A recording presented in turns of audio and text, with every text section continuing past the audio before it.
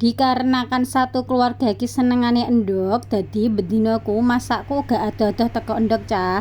Lek biasane tak dadar bendina, lah saiki tak masak tahu Bali. Lah untuk pisanane iki tahune tak goreng dhisik nganti garing, mari ngono terus endhoge.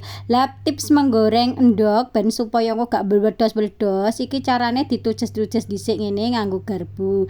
Dan gorenge iku nganggo minyak goreng sing wis bener-bener panas tenanan. Dadi tinggal disereng ngono wis mateng ya. Lah untuk perbumbuane iki ana kemiri, ana jahe, terusan lombok merah, bawang karonan brambang wis terus tak gongso, tak imboi dengan aromatik iki ana serai karonan daun jeruk. Lah wis tak gongso ngono neh wae. Lah karena ini mau tak masak Bali jelas rasane manis, tak imboi dengan gula merah dan kecap manis.